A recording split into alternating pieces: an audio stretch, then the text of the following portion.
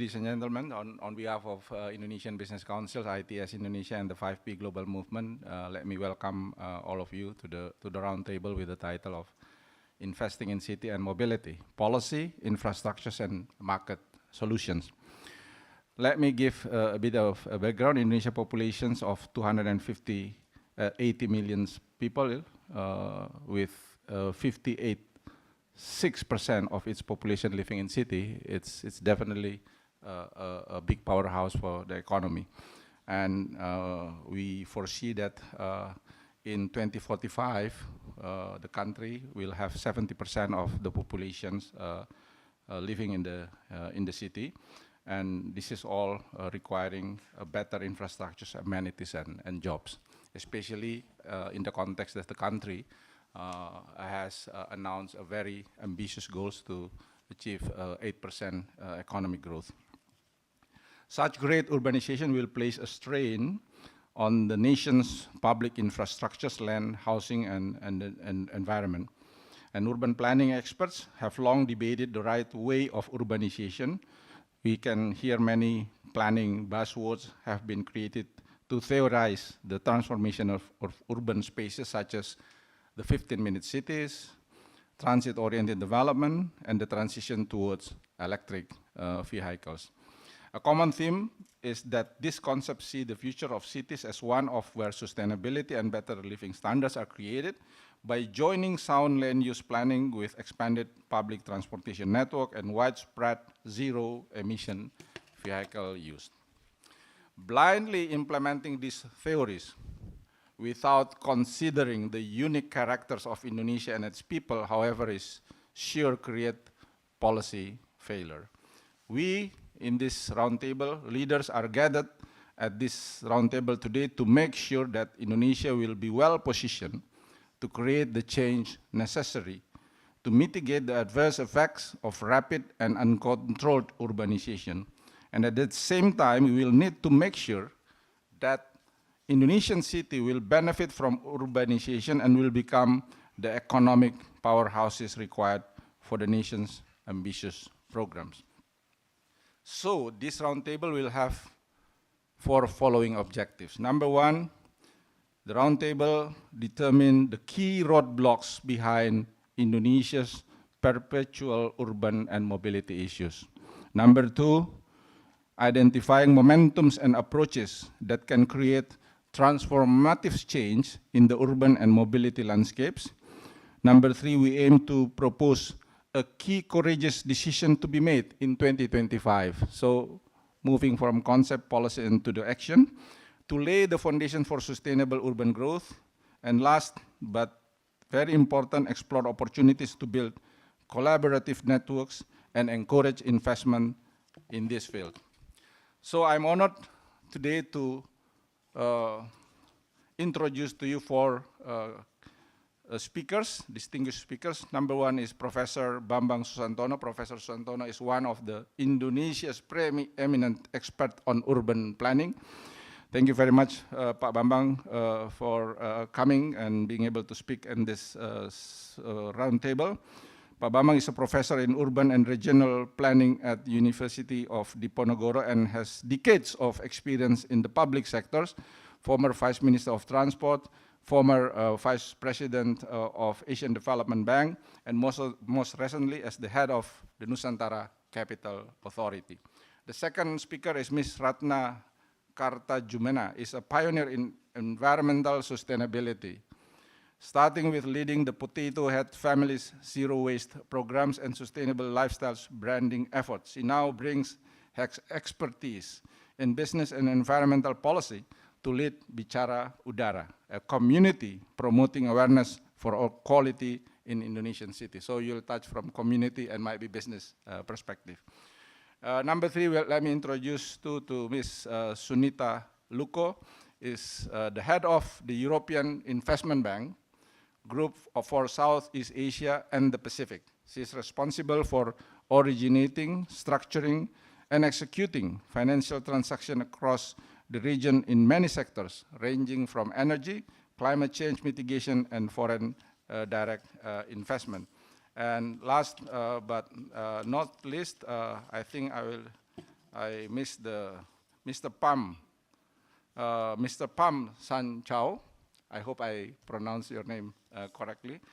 Has represented Vietnam abroad for all his career, not as a business, I don't know, but as a diplomat.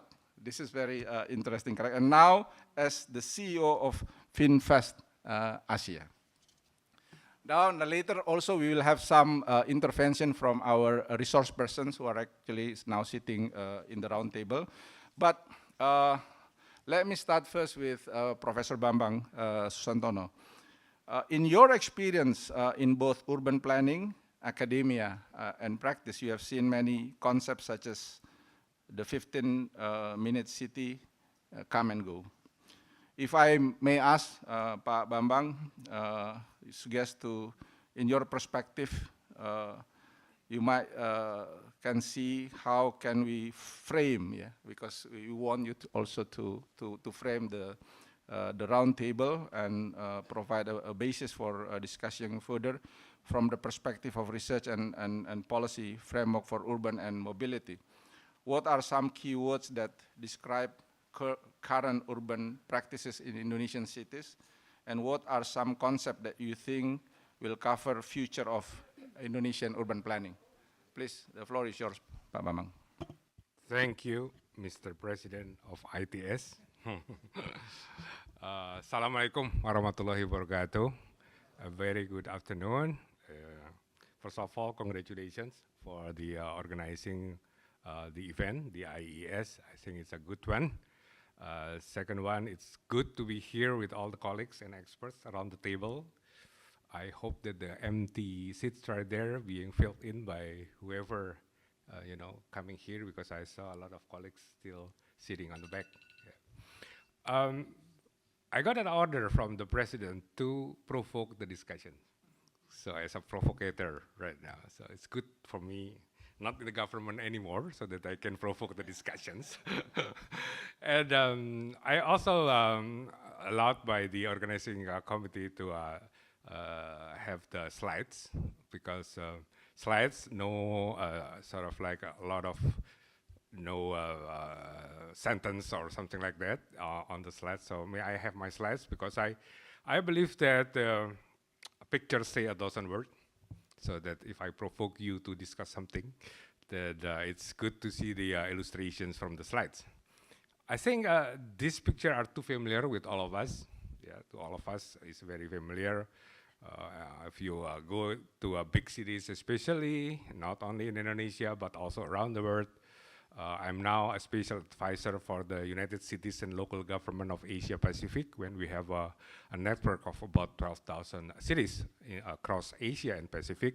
And most of the city has these problems, yeah? Goes from traffic jam, flooding, pollution, slum, and many of them, all of them, has some connections with transportations, yeah?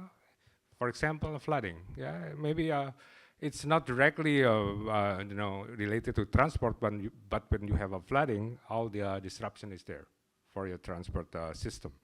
Slum, for example, we also find in many of the cities around the world, especially in the developing world, that there are also informal transport that serve people go around. Yeah, I have research before showing that informal transport is a gap filler actually. It's there because there is some gap that cannot be provided by the formal one. Yeah. So a couple of things that I would like to highlight. I believe that experts and also colleagues around the table will have some more. The first one is on the job housing mismatch. This is because the location of the jobs and the location of housing, they are far away. Usually the housing that is affordable, located in the suburb or the periphery, or perhaps outside the boundaries of the city. And the job itself is really concentrated in the central area. So we have in the morning people coming in, and then in the evening people coming out, and that's created a lot of problem. Second one, we also have the problem of last mile in transportations. so that people always think, how do you get into the main transportation network, for example, not only the route of the transportation services itself, but also how they get from their home and how they get home after they work or after they make some activities. The third one is when we think about urban mobility, we have to think both passengers and freight. Yeah. Those are very important one. It's not only passengers, the logistic and also supply chains are also very important to all of us. They have to be planned, they have to be system integrated and comprehensively planned so that it goes hand in hand. And the last one is the regional challenges, because in many cases, especially if you have the cities with all the suburbs, for example, then you have the agglomerations. Yeah, it's a very sexy word, agglomerations. Easy to say that they will cope each other's, but it's very difficult until now to see that they are really integrated each other's. Yeah. So here's a couple of the problem. Of course, there are so many other problems like the negative externalities and others. I'm not going to touch that one. I think my other colleagues will also touch that one. For us in the transportation world, I think the basic one on the passenger transportation is moving people and not cars. Yeah, there are a couple of versions of the slides. Yeah, I think it's too familiar for you who are also, teaching. That we always say that one bus, for example, equal to many private vehicles and so on and so forth, right? So the idea is that if you don't have to make a trip, especially on the digital area right now, then perhaps unnecessary trips can be avoided. And if you have to make a trip, then you ask to be using a public transportations, or perhaps if the public transportation is not enough or is not fulfill your demand, then you can use private vehicles or non-motorized trip, for example, and hopefully the vehicles will use green vehicles so that all the negative externalities that related with the environment can be minimized. So those are the kastanya, the transportasi. We put the walking first. We use our feet first, and then others will come, and the private vehicle will be the last one, actually. Yeah. The moderator saying about the transit-oriented development and the 15-minute city concept. It's a good concept, but it's very difficult to realize on the ground. This is the interactions between transport and land use.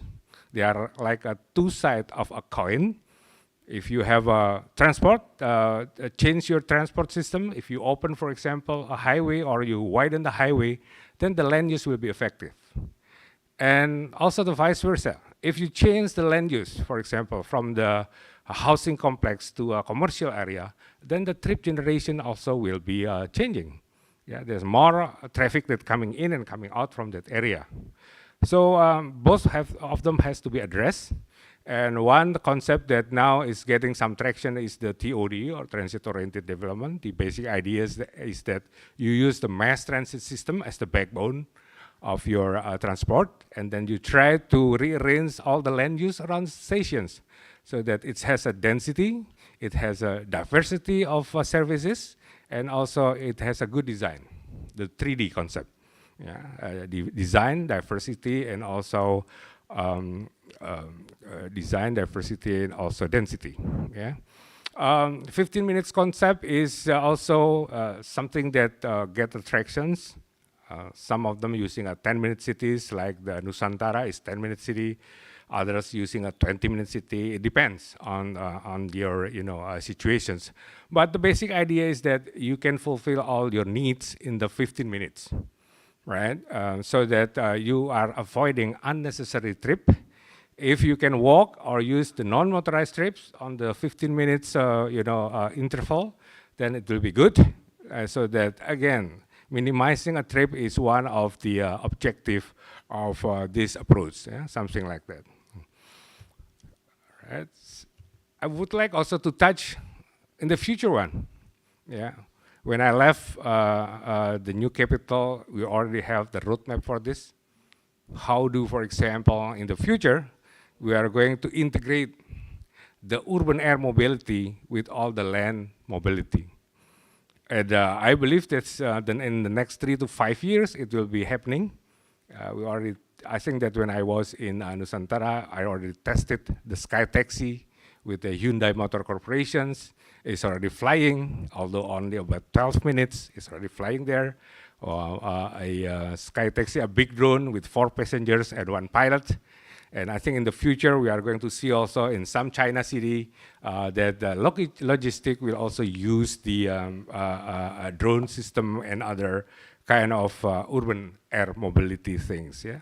So this is just a challenge for all of us in the future. How do we see what is going to happen despite all the things that now we have to grapple? Handling all the problems in the cities will be there. So 1 minute. 1 minute. Right. This is the last one, actually. Yeah. So colleagues around the table, I think if we want to have a good and effective urban mobility, we have at least 3 things. One, of course, the infrastructures that can answer the future needs of mobility. Remember, mobility is when you move from point A to point B, right? That has to be a future digitalized or smart infrastructure, if you may use that term. Second one, you have to have adequate regulations. This is something that Indonesia is now, has a lot of homework in having regulation. Regulation is usually lag behind all the things that on the technical things. For example, on urban air mobility, you don't have that one. And the third one is proper enforcement. Yeah, if you have a good regulation, but you don't have a proper enforcement, then it is just a good planning, but no follow through. So I'll stop here, Mr. President. Thank you, Pak Bambang. Thank you very much. So Pak Bambang has stimulated the discussions and reminding you on the pillars. There are 3. One is on infrastructures, the second one on the regulation, and but importantly to also put the enforcement. Now let me now move to Bu Ratna as the co-founder of Bicara Udara. You have experience as a practitioner in fighting for improving the air quality of Indonesian cities. As we know, Indonesian cities consistently rank at the bottom of air quality rankings. That's, we are living in a very unhealthy city like Jakarta. So how do you see a healthier, happier, and greener city helping the Indonesian economy, and what must be done to achieve this? 5 minutes, Ibu. Thank you. Thank you, Bapak. Thank you, everybody, for allowing the voice of the people to be present in this business and government meeting. Would like to introduce Bicara Udara. Came about in 2020, and it was started by me and 2 other moms, and we are worried about our children breathing this air, right? So instead of just complaining about it ourselves, we decided to basically rally as many people as possible to begin to communicate this. So while our focus, our end goal is advocacy for policies for clean air, how do we do this? We use public education and communication. Unfortunately, in Indonesia, it's a bit of policy by virality sometimes, so we have to do a lot of that as well. Definitely lots of public education and communication. We also have to create a community of people in the space. We are calling it ecosystem Udara Bersih. It consists of think tanks, civil society organizations, as well as researchers, to be able to support policies that are data-based, so that we can continue to make policies that are informed, both how do we solve this health problem, as well as, obviously the government and public sector also have, can effectively spend money to solve the issue. So our message here, reducing air pollution through sustainable mobility improves public health and saves lives. There are numerous things that we need to do outside of the mobility sector, but I'm going to keep my comments brief to the mobility. Just to share, this is research from ITB Emissions Inventory 2023. In Jakarta, road transport is the largest contributor to air pollution, responsible for 61% of PM 2.5 emissions, along with 97% of volatile organic compounds, 90% of carbon monoxide, and 65% of nitrogen oxides. So reducing air pollution is not just an environmental issue, it's a public health emergency. It translates into fewer hospital visits, lower medical costs, and improved life expectancy. The burden of air pollution-related diseases in Indonesia is significant, with increased cases of asthma, chronic lung disease, stroke, and heart attacks directly linked to poor air quality. In Jakarta, there was research from 2018 to 2023.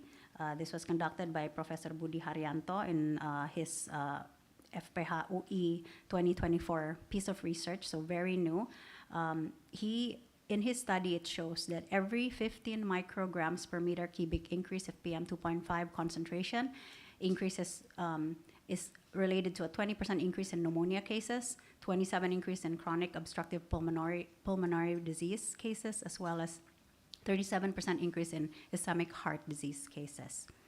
From an economic perspective, just looking at BPJS, our, I guess, Social Security for Health, in 2022 alone, air pollution-related diseases was equivalent to 4.67 billion rupiah.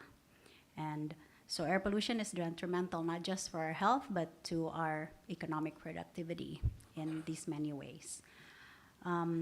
So one way that can solve this, I think Bapak Bambang already mentioned an integrated transportation system would be core to that.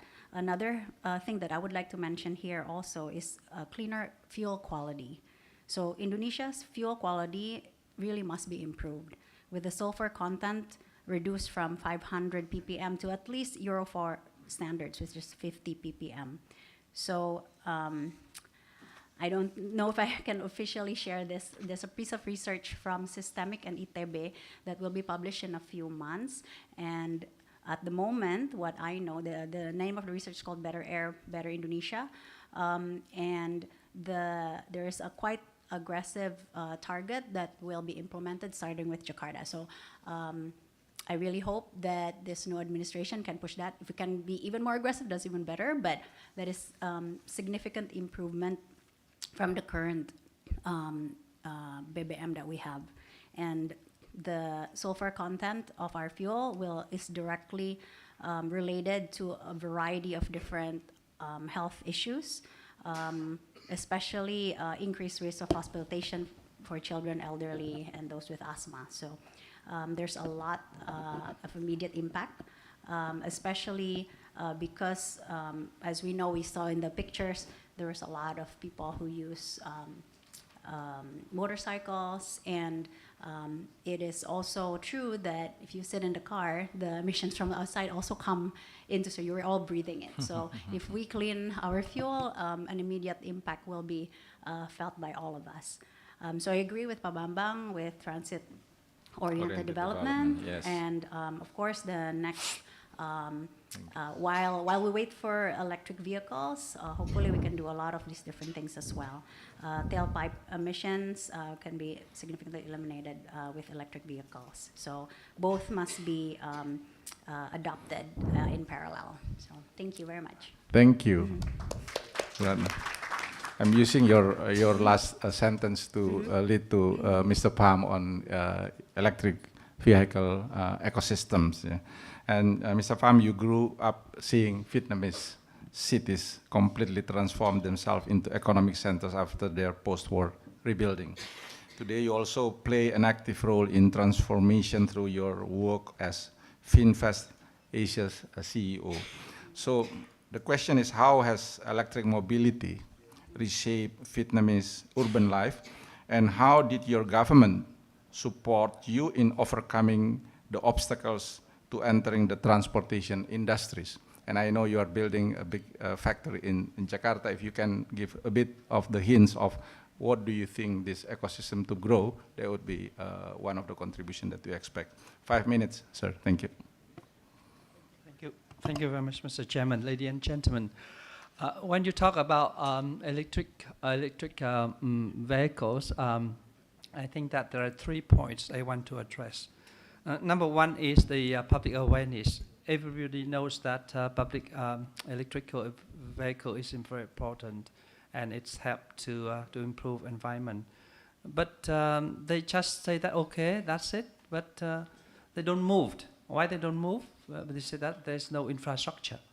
So infrastructure is very important. That's why we decided in Vietnam to build 120,000 charging points. So every 10 kilometers we have a charging point.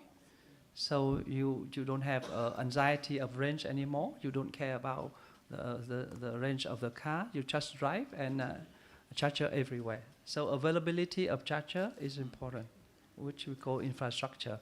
And also infrastructure, you need to have every 10 kilometers one workshop who can know how to repair electrical cars. So if you address that, that is halfway done. Second important is the down payment. So we need to work with the bank. I hope that the bank here can help us. So we can, and other financial institutions, they help the people who just put, like here in India, we start with VF3, and the first payment is only 15 million, or maximum 30 million, and you can own the car. So that is very important for the second matter is. And thirdly, you need to have support from the government, from corporate. So the government in Vietnam give a lot of incentive to EV. I think that many governments do the same, like in the States, they give 7,500 cashback. In Canada, they give 5,000. In India, we give a huge, what we call incentive for investment in EV. Yes, or they call production link incentive. If you produce in EV, you got incentive. So, or like zero tax or no registration fee for EV. So basically, I think that is the things that we are doing in Vietnam. That's why we, within a very short period of time, we have become the best-selling car in Vietnam, surpassing all the well-established foreign name in Vietnam. And most important that is that we contribute, and one of the way we do is to use a taxi. And taxi sign is the way we educate people. So if you use a taxi, you learn, oh, this is very nice, we travel in an EV car. So if it's nice, then you work on that. So basically, we hope that to do the same thing in Indonesia, and we count on your support. Thank you. Thank you very much, Mr. Pham. So hope we can see this also happening in Indonesia, but I will ask my colleague later in the roundtables. And also sitting next to me is actually the Deputy Coordinating Minister of Infrastructures later. I will also put some, ask to invite comments. The last in this opening session is Mrs. Sunita, as the head of European Investment Bank activities in Southeast Asia and the Pacific. You have dealt with a diverse cast of characters, businesses, and government across the region. If you can explain how do the challenges in investing in Indonesia compare to investment landscapes in other countries that you have worked with, and if any suggestion that you can hints to us on how to promote investment in urban mobility and cities, that would be appreciated. Well, thank you very much, Pak William, and thank you very much for the discussion with the other panelists. Well, I think you've done already the work for me because most of the thing was already touched upon. But it's true. There's no one country which is better than the other. Every interaction comes with its own challenges. But there are some countries that are better than the other one. For example, countries that is easier to deal with in the region has been really, Vietnam and Cambodia. And the Minister of Finance, for example, has demonstrated a really proactive, stance in engaging with international partners. They provide clear guidelines and maintain also open communication channels, and where that helps really the collaboration with the international institution like EIB. And just so as you know also, I mean, you see the commitment by the government itself. The Prime Minister of Vietnam went directly to the EIB and asked to EIB to support, the green transition in the country. So you see that the commitment is really different and it's clear. And other countries as well, it would be, there's a streamlined, regulatory framework, for example, in Malaysia and Singapore. You would see why a lot of people, a lot of companies, private sector are really, even Indonesian companies are established in Singapore and Malaysia simply because, they have a very, regulatory framework which is really quite robust, and which helps a lot in project approvals and also implementation. And other governments, for example, in Thailand and the Philippines, has also demonstrated strong commitment to sustainable development goals. We discuss about this. We all talk about the SDGs, but what are we doing to achieve those goals? So these are something that, we have talked in Indonesia. We have talked about that, just energy transition as well. We've talked about all this, but what are we really doing concretely on the ground? So really, as an MDBs, it has been, as I said, there is no one size fits all. There are a lot of challenges. What I have been, see and witnesses here is, as Pak Bangba mentioned, complex regulatory framework in Indonesia. It is really, really challenging to navigate through this, landscape. And there's multiple layers of regulation and involvement of various agencies that led also to delays in and increased, administrative burdens. And sometimes there's also the lack of clarity and consistency in the regulations, and also changes in the policy comes in, very often. Then there is also the bureaucratic hurdles. I'm not going to tell you this because I'm thinking we are all facing that. We all have known that, bureaucratic inefficiency is all over the place, and it's very frustrating. And that also, slow down the decision-making and approval process and all this. And also time-sensitive for projects, for big projects that we really require a lot of funding. And one other thing that is really, frustrating is an understatement, is this coordination among agencies. And inter-agency coordination in Indonesia can be problematic. And we've seen also overlapping regulation and conflicting requirement between, different government bodies. I mean, there's a lot of willingness and want the government, when you talk, they wanted to do it. I mean, I've been in a lot of sessions, we will be talking. Pak Bangwa mentioned, investment. We need to do investment. We were talking, I just heard Ibu Shinta, well, climate finance is missing. There is a lot that we can do, but if we do not create a really sound environment, easy to deal, that's what it is, pulling us apart. And as we were mentioning as well, there's enforcement and compliance mechanism, which is really, they are there, but they are not really enforceable, and there's no mechanism for us to really follow. And lastly, I would say capacity building and training. I mean, there's a lot of people, a lot of willingness, but there's no capacity building. There's no, training. I think what the government should also try to do is to give some officials some training to understand the regulatory, how they can apply best practices. And also, we're talking about digitalization. This is really what we wanted to do going forward. Digital literacy is really very low, and we're talking not only about Jakarta, we're talking about as well, beyond Jakarta, this literacy is missing. So I think all in all, I think there should be really a lot of that the government has to push. The government, and as I said, it's not only the government. If we want to progress, it's a collective effort. So everyone has to put their effort in. MDBs, government, and businesses. Thank you. Thank you So, very yeah. much. Thank you. Loud and clear. And thank you for conveying it candidly. It's actually connecting the point of Pak Bambang on the importance of regulatory frameworks and the enforcements. But I think this is good to warming the discussions, yeah, and it's a very eloquent, solid, I should say brave. But let's hear people around the tables. I have selected some key resource person to speak. We have many here, but let me pick. If you can speak very effectively, maximum 2 minutes. It will allow us to get 8 people to 10 people speak. So first, I will discuss on the issue of transport, urban, and last might be on the financing. So those are the 3 characteristics of the discussions. Yeah.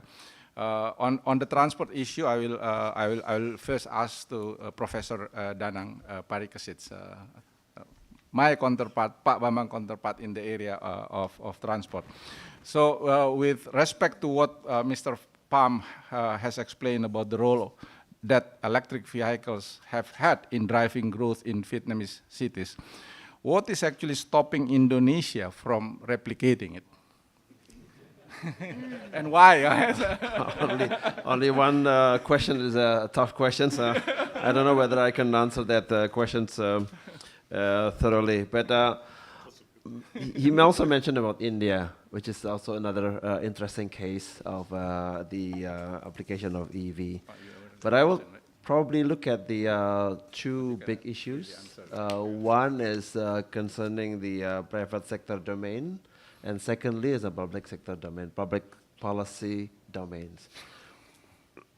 First, when you look at the how private sectors could be motivated in participating in the EV, I think the current EV industry ecosystems in Indonesia has not been sort of end-to-end completed. So this is one of the big issues Mr. Pham earlier mentioned about the infrastructure, which is pretty true. But I'll mention on that later on when we talk about the public sector support on that.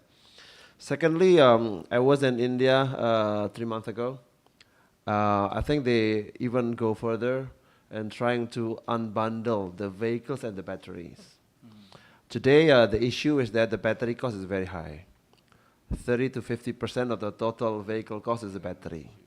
So they come up with the ideas is that why don't we separate, the so-called unbundle, the battery, the vehicle ownerships and the battery use. So basically you change the battery, the vehicles into CAPEX and the battery into OPEX. And this is something that I think we should also look at. So people access to ownership of vehicle is becoming easier for people to own and operate. So I think so far Indonesia, there's no financial institutions come forward to exercise those examples. I see that you're taking notes. I think you have now $1 million ideas from me. So to this forum will witness. So secondly, on the public sector policy domain, I happen to look at the Minister of Transport decree number 2008, 2 years ago, on the climate change mitigation action for transport sectors to achieve NDC. And my organizations, the Center for Transport and Studies, did a policy analysis on that decree. Basically, when you look at the land transport sector, it has 9 measures ranging from the development road-based urban public transport, the use of ATCS, development of TOD, NMTs, non-motorized transport, the EV and EV infrastructures, solar-powered vehicles, solar-powered lightings, solar-powered transport infrastructures, alternative energy for land transport, and bus replacement. And we tested 9 of them. And the question was, what is the most likely successful policies out of these 9? right? So we come up with the interesting results. Unfortunately, EV is not one of them. EV infrastructures, people see, even the public policy makers think that it's not going to be successful in Indonesia. And also another interesting thing is that one of the lowest priority is actually micromobility NNT, something that we are always advocating. It's not because they are not important, it's because policymakers think it's too difficult to implement. You have to involve so many organizations and agencies, both at the central and also local governments.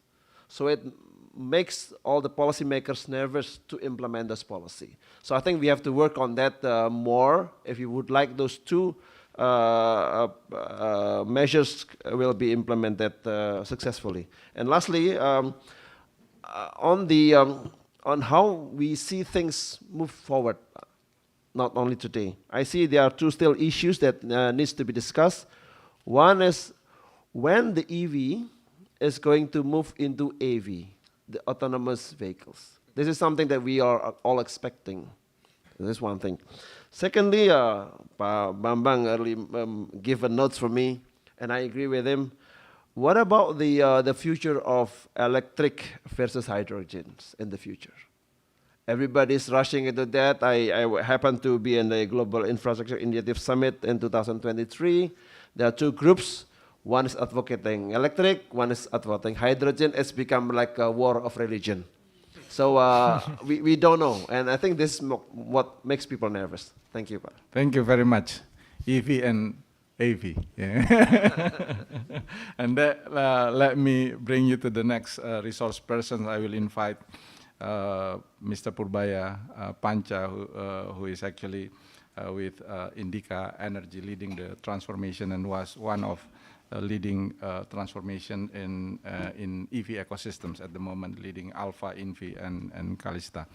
Pak Purbaya, as a fellow leader in the field of electric vehicles, do you see opportunities for collaboration with international players in Indonesia and in EV market? I know that the ecosystem is not being built, explain that, but any potential collaboration that you see, and how do you see this prospect happening in Indonesia in the region?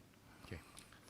Thank you, Mr. Chairman, and it's an honor to be part of these roundtable discussions. I think, again, judging from the theme of one of the themes for the Indonesia Summit today is all about collaboration, it's also about inclusive growth, right?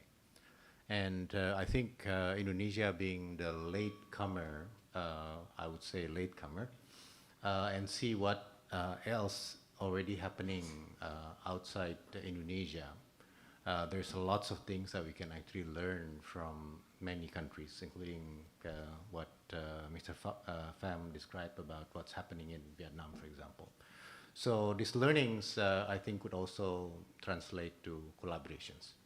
And being a latecomer means that you can actually see it through what has happened. We learn from it, and we hope we can then tailor whatever solutions there is in the context of Indonesia. As some of the panels mentioned, right? There's no such thing as one fits all, so it has to be tailored. In this context, Mr. Chairman, what I'd like to bring out is the idea of the fact that when it comes to infrastructure, right, it's by nature it's actually long term, and we're on a private side of things. So when it comes to returns and everything else, it's all about long term, right? And yet, if you look at the financing environment in Indonesia, long-term financing is actually a rare thing in here. And therefore, lots of structuring and solutionings that needs to be done, which require a lot of thinkings and also a lot of collaborations from many different parties, including the financing partners itself. Some of the things that we have tried to do and so far successful, but still lots of learnings to be done is actually to work with, for example, in the case of providing EV for BRT is to work together with operators and also and therefore leveraging their ability to be able to operate, but we providing fleet as a service. Something that makes sense because a lot of these operators, they may not necessarily all large establishments and therefore may have some limitations on the amount of financial capacity they can do, which through us, we would actually be able to help and work together.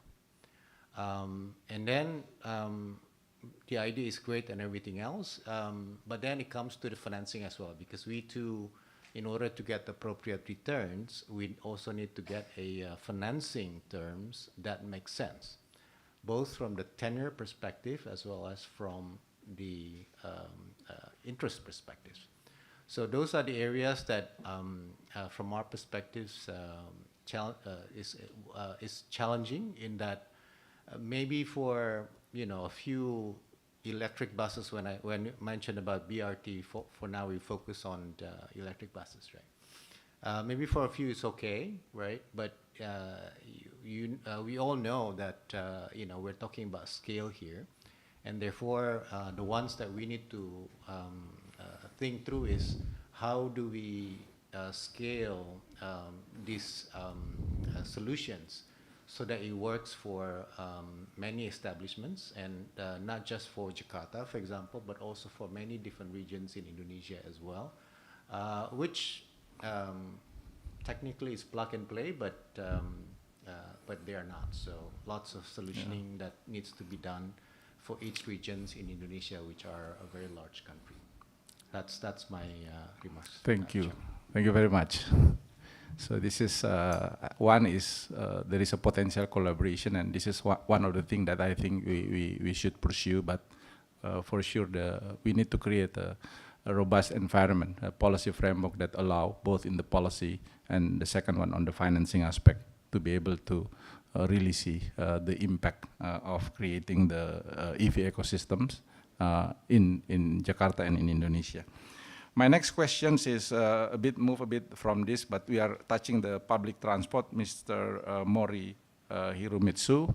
Yes, thank you. And you are a JICA transport expert, and you know that funding large transportation projects is an extremely difficult and expensive task. What are the most important things to consider? What commitment do you require from stakeholders before you begin construction? So yes. I think you have that, yeah. If you can kindly get 2 minutes to comment. Thank you very much. Thank you very much, Williams, for your time. I'm a JICA expert. Thank you very much for inviting me. And actually, so I'd like to raise 3 important issues and also 2 commitment important. So while listening to some speech from Mr. Pham and Sunita, I'm feeling some kind of something common to get. So for example, they say mention some strong commitment is quite important. So I think so from the perspective of TOD promotion, so I think cooperation and integration with the TOD related ministries are quite essential. And so we are now proceeding with our project, but top-down initiative is also very essential. So I'd like to ask you. And also another one is funding. As you know now, under the current administration, it's a quite tough moment for social infrastructure development. But anyway, so we'd like to make kind of mid and long-term sustainable funding system to promote not only TOD but also urban development. And also, last one is land right clearance. So far, land rights are not so clear and sometimes obscure. So that's one of the reasons private sectors hesitate or reluctant to join the TOD project. That's the 3 issues. And going to commitment. So two commitments. So first one is vision is quite important. Throughout some individual meeting with private sectors, they are just expecting public sector showing some positioning of the project and also future vision and future demand forecast. Without these things, so private sectors are just confused and they couldn't get enough information to decide to join or not. And also another one is proper risk sharing between public sector and private sectors. Honestly, private sector have a kind of sad experience. Just public sector easily push some risk to private sector. So they sometimes hesitate or cautious about collaborating with public sectors. So I think two important issues and two commitments. So now our project, Jakarta Metropolitan Area, Urban Transportation Policy Integration Phase 3 is proceeding, and we have 5 months left to finalize. So I hope you can utilize this momentum to promote urban development and also TOD. Yeah, that's all from me. Thank you very much for your time. Thank you very much. We need more MRT in Jakarta and others. And with the current speed, I think we cannot afford to achieve 8% growth and achieving Indonesians 2045. But thank you very much. You are stimulating this. I will put Pak Odo at the last stage because he is representing the government and coordinating minister for infrastructure. So he's the man. I sit next to him and have a discussion. So I think it's better to put him last and listens all the candid discussions. It's a Chatham House rule. I forget to see you. So it's no media, I believe, in the room. What we want to achieve from this discussion is really something that we can do for the country, how to really move these infrastructures and urban mobility best, because this is the recipe. If you want to grow 8%, then there is no way you avoid the urban development. That's why it's very important to develop these urban infrastructures mobility right. And we have 20 years to go, but this is how we really shape the policy. And investment, the financing moving forward. I will listen one from Mr. Hans Ludwig Brands, the GIZ country directors, Indonesia and ASEAN. And Jakarta is typically seen as the gateway for international firms or donors into Indonesia. Other cities, however, also have the potential to act as the gateways for their own regional market.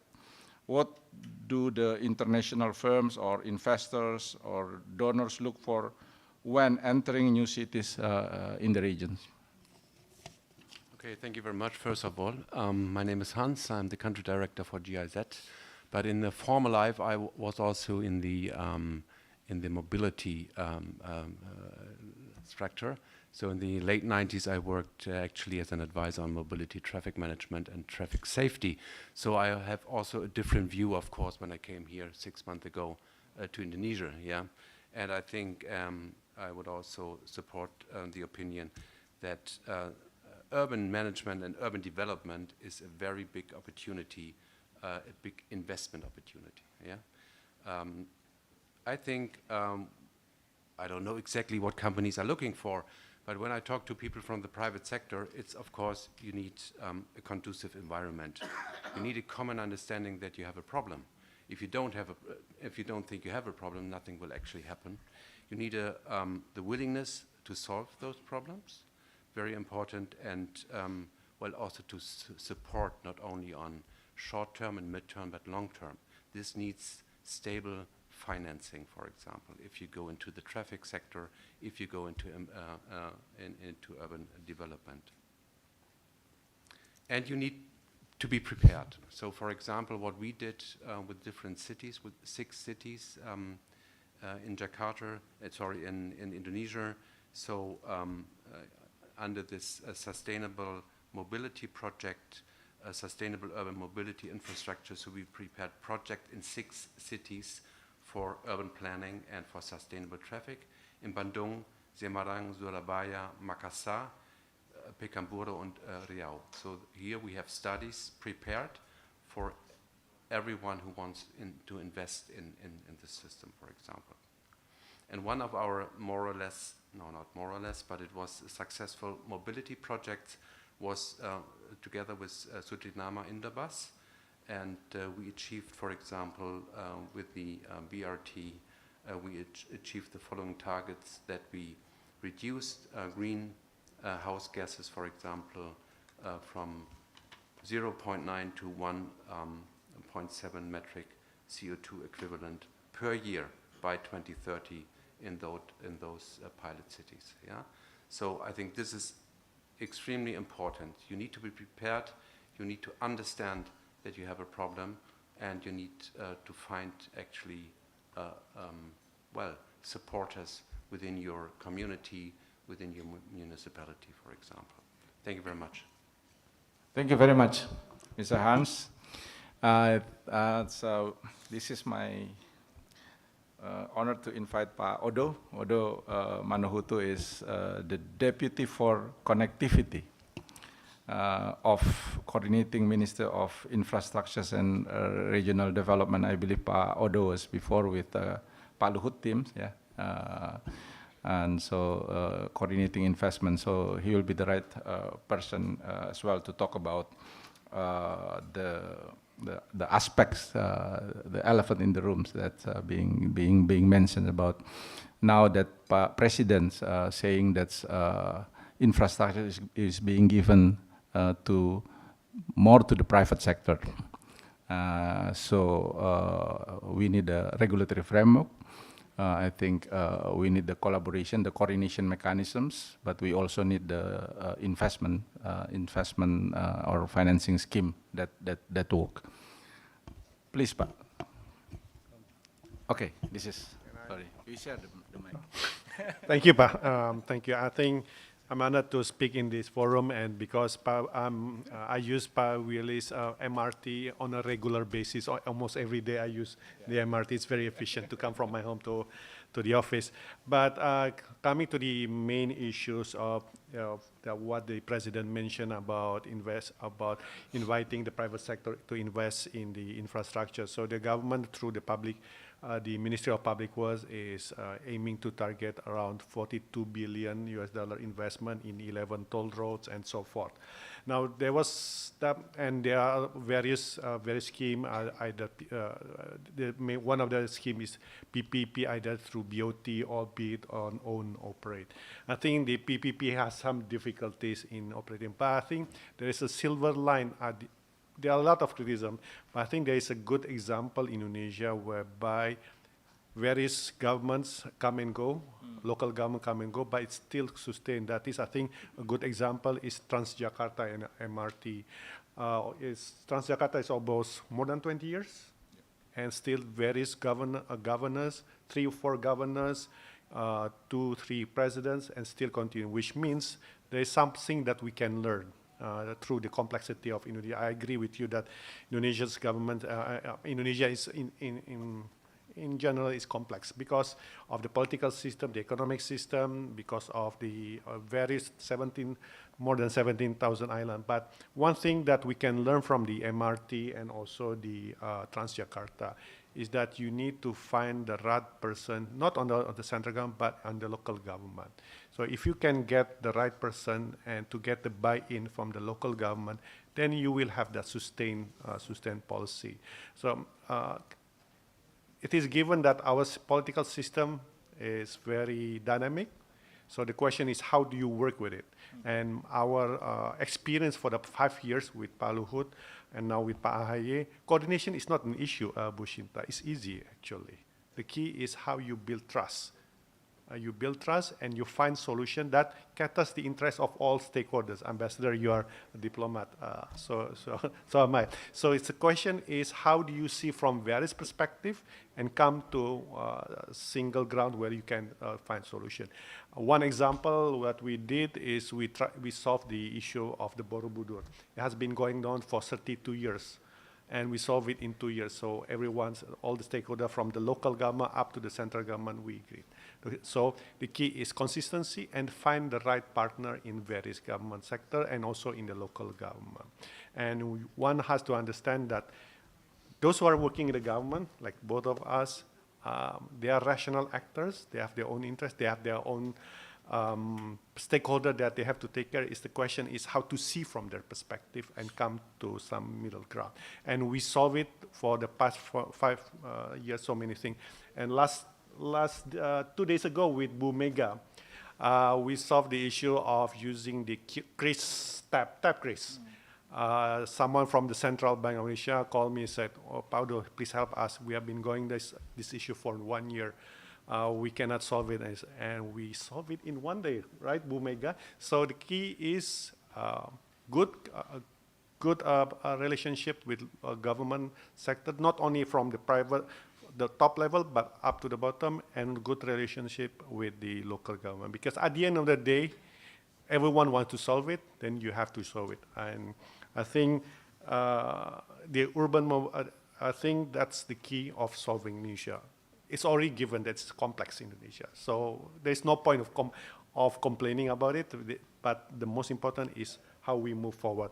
And I think this kind of forum is pertinent for us to have a good discussion, how at least really how we can connect, especially tackle the 10 big urban areas in Indonesia, as mentioned by Hans earlier, Jakarta, Surabaya, and Surabaya is one of the issues that the central government has to sign an agreement with the German side, but has been postponed for 2 years. So now our role is how to bridge it so that the loan can be fulfilled, so that the LRT in Surabaya can progress. So the key is understand your stakeholders, try to understand their perspective, and have a long-term perspective, and be patient. With Indonesian, you have to be patient. If you don't have the patience, forget it. So, and if you have problems along the way, you try to solve it. And our office is more than happy to help you out, and more than happy to help you. And I'm sure we can solve issues in 1 2 years because we have the experience for the past 5-10 years. And for our friend from Japan, I hope you can speed up the process for the second phase of the MRT, because since this is a Chatham House, may I be frank, since I'm from the eastern part of Indonesia, I can be frank about it. The Japanese, our colleague Japan is asking 3 times the price of the train set. I think that's not fair. I think your side, your government, has to talk with your stakeholders to make it more reasonable. I think we have to be frank. It's not fair to ask from us only, but it's also fair for us to ask you from your side to help us to have a very good solution in urban mobility. So thank you, Pa Will. I'm looking forward to have more discussion on this, so that help us to solve the problem. And we are very much open to discussion and suggestions. There is saying that in the government you have to have a very thin ear, so that if they criticize you, that's fine. Yeah. As long as it doesn't criticize you personally. For us, it's fine to criticize you, because criticize means you care about the issue and you want to solve it. And our role is how to connect it. But I'd like also to, if you don't mind, Pa, I'd like to call my colleague, Pa Bibil. He has a master degree, PhD from Japan, so you can speak in Japanese if you want to. Thank you.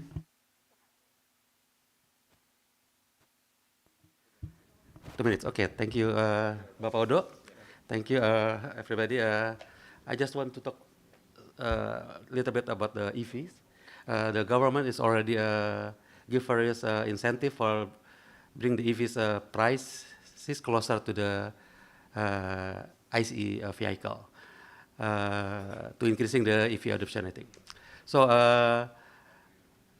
for the four-wheelers, the government provides incentive for the EV adoption from like VAT reduction and exemption from the luxury goods sales tax. And also the free vehicle tax or PKB, pajak kendaraan bermotor, and transfer fee like BBNKB, biaya balik nama kendaraan bermotor. So for the motorbike, until last year, the government gave the 7 million reduction, but this year is still the incentive for the two-wheelers, waiting for the Minister of Industries and the Coordinating Ministry for the Economic Affairs. So with the current incentive, there are more than 4 brands already with the various models, including Vinfast in Indonesia, with the many with the price range about from the 150 millions until above 1 million. The sales of the EVs in Indonesia in last year is achieved 43,000 units. That is increase 150% from the last 2020 is only 17,000 units. Okay. So in the 2024, it's the share is reached 5%. We hope that can be reached until 10%. Of course, the presence of EV is not intended to reduce the traffic jam, but it will reduce the pollution. Thank you very much. Thank you very much, Pak. If I may, before I conclude, we used to have this, I don't know, in Jakarta, if we can, Pak Odo, there has been a policy to create 10,000 EV buses by 2030. At the moment, I think the number is less than 500. If the government can get a strong stance of putting this, I think many cities, the 10 cities can replicate. If we can generate more metro systems in a more rapid way, I think more cities can generate this. And the comprehensive solution is actually the walking systems, the biking systems, giving more comprehensive solution that will create a really livable, Pak Bambang istilah is a lovable city. And I think we want this to happen. And the key, what Pak Odo just says, is it's about trust. We are being patient on this journey, I think, but also the timing is a key, because we are aiming to have 2045. This country should be advanced country. Ambition of the government is 8% growth. So I hope we are not finishing at this stage, but we should come out from this room with optimisms. Thank you very much. I just talked to Pak Odo and the teams. We are seeing coordinating Ministry of Infrastructure, Pak Ahaye, who regret that because there's a cabinet meeting at the same time. He cannot be present, but we would like to work closely with the government, with Pak Ahaye's office, Mr. Odo and Pak Firdausi, so we can really bring a policy framework, which one is regulatory framework is right, but the second is the investment, the financing, and what Pak Purbaya just says, collaboration is very important in ASEAN, and I hope this really bring Indonesia as a hub of developing sustainable transport ecosystem, the EV ecosystem that we create to the future. With that, let me close the roundtable, and thank you all for coming, and we hope to be able to collaborate with you further on this matter to the future. Thank you very much.